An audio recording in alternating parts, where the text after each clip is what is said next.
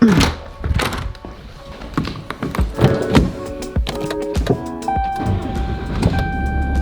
I love this truck.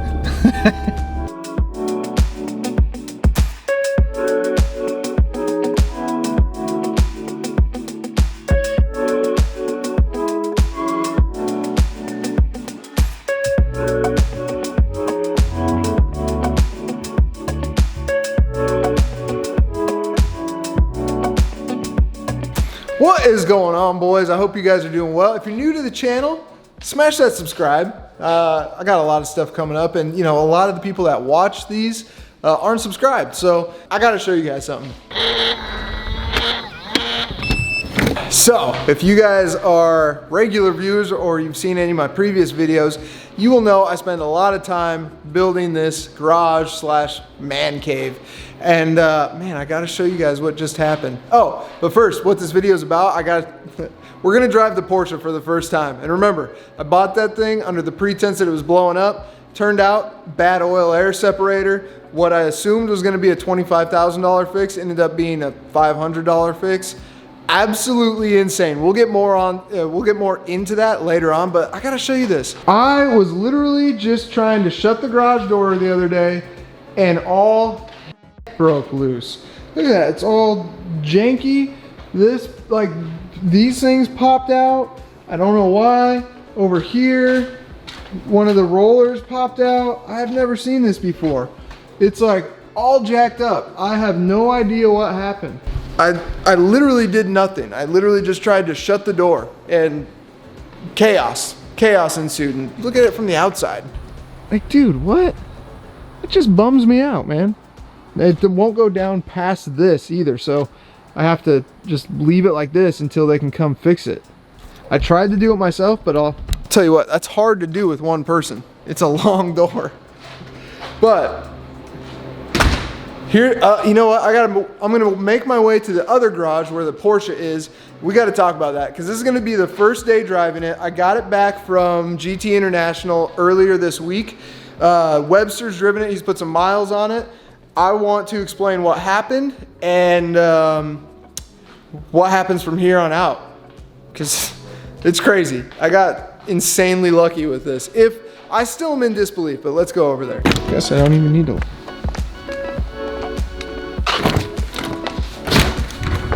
All right, I'm not going to open up the garage door because my neighbor is leaf blowing, so it's going to be loud.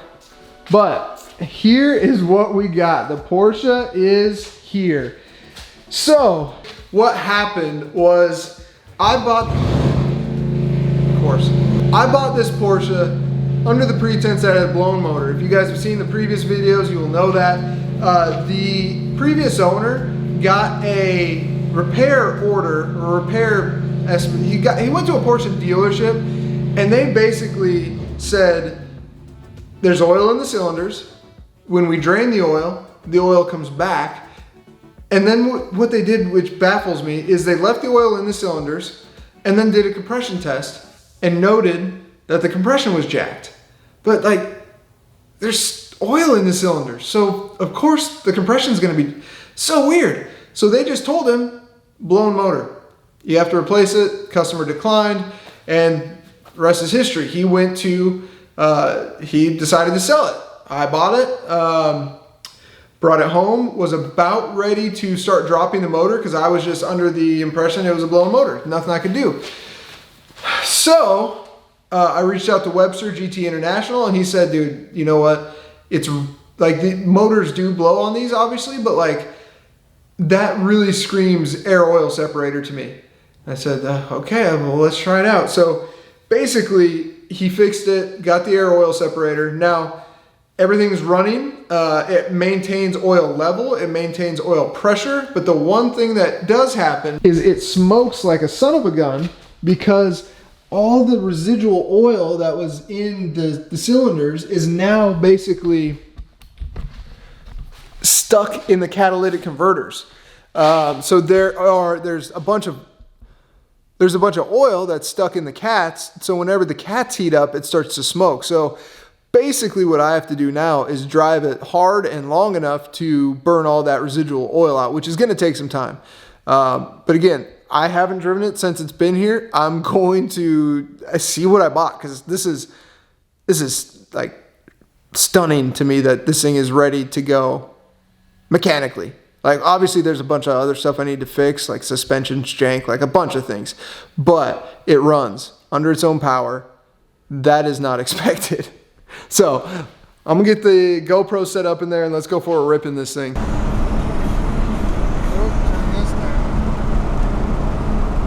I hope it's not too dark. There's been a little bit of a time warp because the day that I filmed the intro, I had ended up not being able to film that day. I had just a bunch of stuff to do, but it worked out all right. So first drive in the 997, and I gotta say, this is like shocking to me that this is actually running and I didn't have to put a new engine in it. Like, this is just absolutely unbelievable. Idle's great. I mean, so I drove it a little bit. There is a little knock in the front suspension that I hear going over bumps. So like I don't know if I said this, but it's like far from like just ready to, you could drive this no problem. It's in drivable condition, no problem at all. But obviously this is a project car for me, so there's a ton of stuff I'm going to want to address. Like, the handling's okay. The steering rack feels okay. The suspension is definitely, there's something going on. This thing rides absurdly high. And even Webster was made a comment about it. Like, dude, is there something up with this car? Is there he didn't check out the suspension because he knew that this is my project car. He knows we're going to work on this together a lot. There's a lot of stuff I plan on doing with GT International. But he even made note, like, there's a little knock when you go over some bumps that you can hear. But I mean, I've checked, I let it warm up and it's not burning any more oil. It's still sitting at the same level that it was before. Great news. So I'm literally just driving it down kind of my little circle. There's a loop by my house, and it's a fairly decent road to come test stuff on. But I mean, engine is smooth. It sounds good.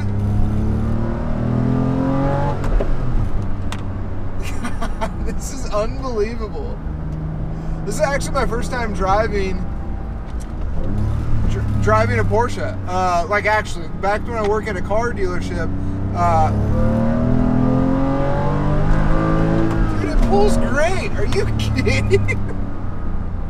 It pulls amazingly. Oh man, it pulls so well. Holy cow, this is awesome. This is unbelievable. I do kind of feel bad for the guy I bought this from, but oh well, I guess such is life. So up here, we'll be able to really start to get on it. It's basically all stock. There's not even a button there, I think, but the head unit, the suspension stock, exhaust is stock. I think there's aftermarket engine mounts, like performance engine mounts, but that doesn't really do much. All right, just wanted to make sure it got up to temp. What we got going on here?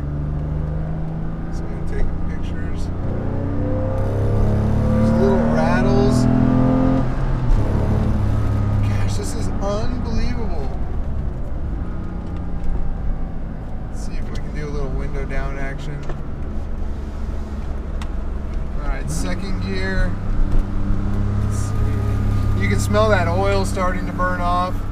Second gear pull.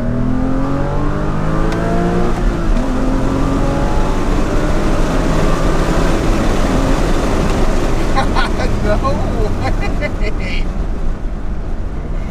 Oh man, there's definitely a bunch of little rattles and stuff in here. There's a ton of them. Like, and I thought Porsches were known for not having rattles, but I mean, this thing's in a state of chaos in here. The back seats are completely jacked up. They're torn. They're not good, but that's fine because I want to do a rear seat delete anyway. I was thinking maybe a half cage. Oh yeah, you can definitely smell that oil burning off. And that's going to happen. That's going to be kind of my life with this car for the foreseeable future, because like I said, there's a lot of oil in those cats and that just takes a while to burn out. especially since I'm not taking it to the track or doing anything like that. But the fact that this is like holding oil pressure, not burning any extra oil, I mean, runs smooth. So cool, so cool. So now I need to start thinking about what to do with this. It pulls really well for just being stock. I mean, it has a fair amount of torque. And again, I am used to like the S54 and the S65, which are higher revving engines.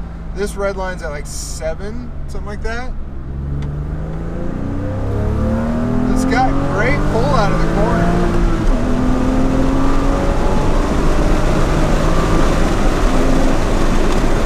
Oh yeah. Dude, this is awesome. Oh my God. So what I'm thinking is I want to do suspension first. Probably suspension and brakes, because the brakes do leave a lot to be desired. They're just factory standard 911 brakes. Remember, this is just the C2 standard, nothing upgraded, which is kind of cool. I like to start out on that platform. So I would like to do suspension, wheels, brakes first, and in between all that, start fixing up the interior and stuff like that. The same deal I did. Basically, think of it like my if you've subscribed to the channel, think of it like the E36 build. I'm going to do something similar to that. I might actually sell the E36 to build this. I don't know. You guys tell me what you think. All right, we'll be able to do a first gear pull. Oh yeah, no one's coming. Let this guy get out ahead of us.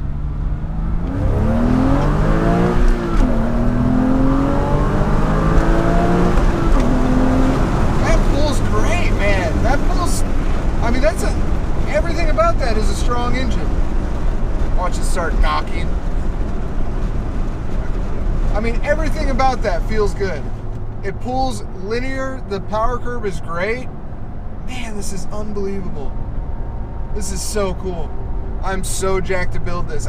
Oh man, let me know what kind of build you're thinking. But if you're familiar with the Porsche like lineage or lineup, the 997 had a really limited edition model run called the Sport Classic, and that's what I'm thinking I want to kind of build this as. So the Sport Classic has like a GT3 style front bumper, almost a GT3 style rear bumper, but not the center exit exhaust. But then instead of a wing, it has a ducktail. And then I'm thinking like BBS E88s, something like that. And then just kind of going crazy with the interior, bucket seats, maybe some Alcantara stuff. Yeah. I mean, honestly, and then obviously like performance stuff, exhaust. See how many miles we can get out of this engine. But the ultimate plan for this is to do a 4.0 build, which is not cheap. But Webster and his guys over at GT International, they want to start getting into building engines and things like that, like a Flat 6 Innovations type of shop. So it's going to be a really like symbiotic relationship there with them. I'm excited about it. Man, this is unreal. Oh gosh, I just can't believe this thing's actually running. There are so many little rattles. There's a rattle coming from up here, a rattle coming from down here. I have no idea where that rattle's coming from. It is annoying. Oh, and I do think, I think when I press the lock for the key, I hear a clunk, but this thing doesn't lock, so somehow it got something in there is dislodged, so I'm gonna have to take those off, which is fine because I'll probably redo the door panels anyway. But what do you guys think about selling the E36 to build this? Because I could get a fair amount for the E36, and that would really expedite the build on this car. That would fast track it a lot. I mean, I could knock out wheels, tires, brakes, suspension. I could knock all of that out immediately. Whereas, if I kept all the cars, oh, that's a much higher parts bill. I mean, the E88s are like $6,000. Suspension, I'm assuming, is going to be a couple grand. Brakes, depending on what I go with, that's going to be $2,000 to $4,000, $2,000 to $5,000.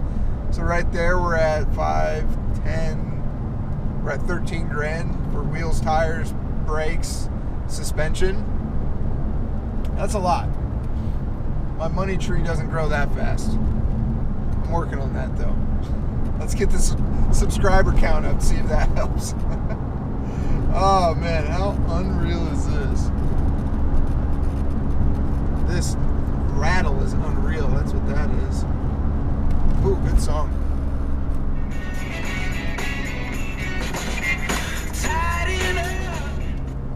Alright, let's see. I'm going to take this, even though this is not the way people normally do this. There's definitely some clunks going on in the suspension. I hear it in the right rear, and then something on the front left. It's like a thunk when you go over a bump. Gosh, there's so many rattles in this thing. It's like I need to dynamite the entire thing. Alright, I turned off PSM, which I'm assuming is traction control. I want to see if we can break the tires loose. This has surprisingly wide rear tires. I had a C63 Black Series, which only had 295s. This has 305s from the factory, which is, I don't know, it kind of surprised me. That's pretty wide from the factory. My Black Series I would have thought would have had 305s, but it didn't. All right. Oh yeah, no. Yeah, no, you can't really break the rear tires loose in this. Huh. I mean, I'm sure you can, but man, the traction is actually fairly good. Oh man. Well, I don't know what else to say, guys. I really don't. I was not expecting this. I know I've said it a million times. I was not expecting this thing to be ready and drivable this quickly. I had other things I wanted to do to the other cars, and it's like, you know, when you're someone like my size of channel, you know, I don't have just infinite funds to throw out all these builds, so you kind of got to delegate where funds go.